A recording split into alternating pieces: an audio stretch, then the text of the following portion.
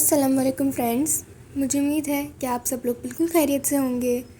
اور آج یہ میری دوسری ویڈیو ہے، اور اگر آپ لوگوں کو میری ویڈیو پسند آئے تو میرے چینل کو ضرور سبسکرائب کیے گا تاکہ آگے آنے والی ایسی ویڈیوز کو آپ تک پہنچ جائیں، اور پسند آئے تو لائک کیجئے گا۔ اور اگر آپ کی کوئی کہانی ہو، کوئی ایسا واقعہ ہو جو آپ کو لگے کہ میرے چینل پہ آنا چاہیے، تو آپ مجھے میرے انسٹاگرام پہ میسج کیجیے گا یا وائس میسج سینڈ کیے گا۔ میں نے شروع میں اس کا لنک دے دیا ہے۔ تو آج ہماری کہانی کا ٹاپک ہے جامن کا درخت۔ انسان کی زندگی میں کچھ واقعات ایسے ہوتے ہیں جو ان کی زندگی پر گہرے اثرات چھوڑ جاتے ہیں۔ کچھ واقعات تو ایسے ہوتے ہیں جن کو سن کر لوگ مشکل سے یقین کرتے ہیں، مگر ایسے واقعات سچ ہوتے ہیں۔ ایک ایسا ہی واقعہ سنیں جو کہ ہمارے دوستوں کے ساتھ پیش آیا۔ یہ بات کافی پرانی ہے، جب ہم سب دوست شام کو گراؤنڈ سے واپس آ کر اپنے محلے میں جمع ہو جاتے تھے اور خوب محفل لگاتے تھے۔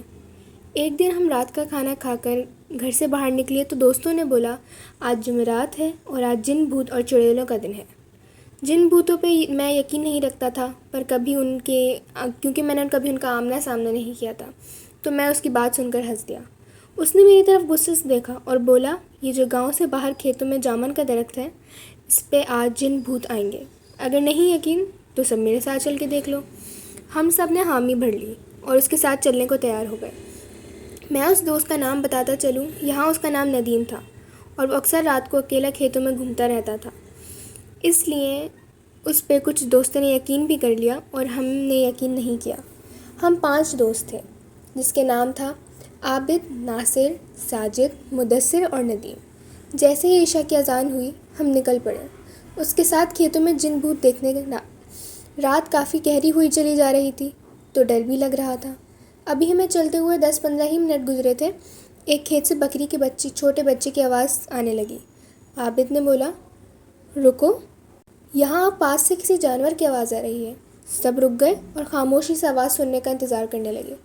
کسی طرف سے آواز آ رہی تھی۔ ابھی تھوڑی ہی دیر گزری تھی کہ بکری کے بچے کی آواز دوبارہ سنائی دی۔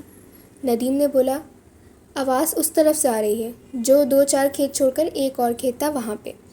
ہم سب دوست اس طرف جانے لگے تو ناصر نے بولا، چھوڑو یار، جو بھی ہے ہمیں کیا لینا دینا اس سے، ہم جس کام کے لیے جا رہے ہیں اس طرف چلو۔ پر کوئی بھی نہیں مانا اور ہم اس کھیت کی طرف بڑھنے لگے۔ وہاں جا کر دیکھا تو ایک چھوٹا سا بکری کا بچہ وہاں کھیت میں بیٹھا تھا۔ ہم میں سے کوئی کچھ بولتا اس سے پہلے ہی ندیم کہنے لگا، یہاں بکریاں چروانے آتے ہیں کچھ لوگ، ان کا رہ گیا ہوگا، اس کو اٹھا لیتے ہیں، صبح پتہ لگوا کر جس کا ہے اس کو ہم واپس کر دیں گے۔ تو یہ سن کر ہم اپنی منزل کی جانب بڑھنے لگے۔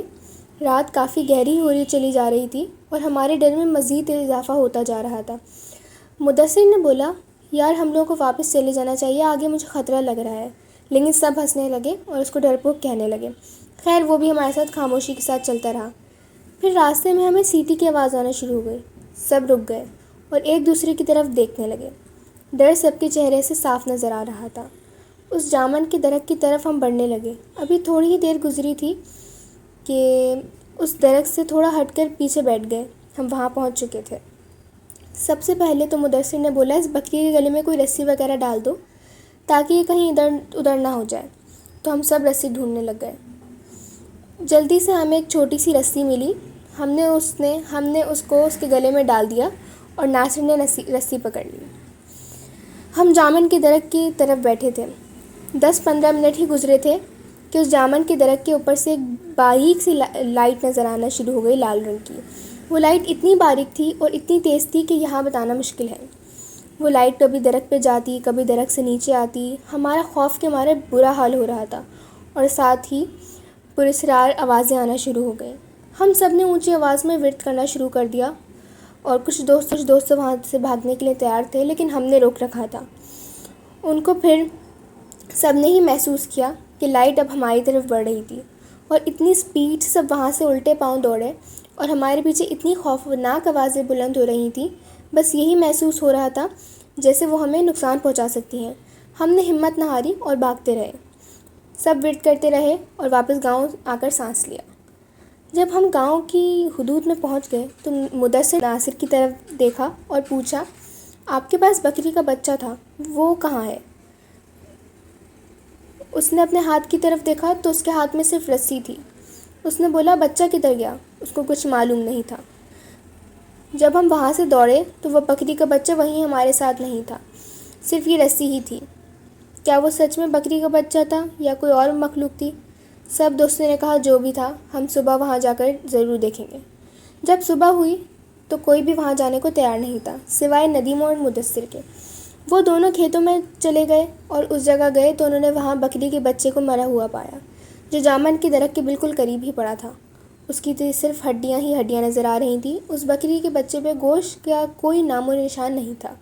وہ دونوں سمجھ چکے تھے کہ رات کو جو کچھ بھی ہوا ہے وہ ان کا وہم نہیں تھا۔ اس درخت پہ واقعی کچھ ایسا تھا جو ندیم نے بولا۔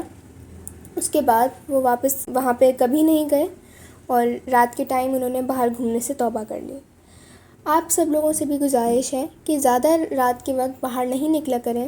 اس وقت کچھ ایسی مخلوق باہر ہوتی ہیں جو ہمیں نقصان پہنچا سکتی ہیں۔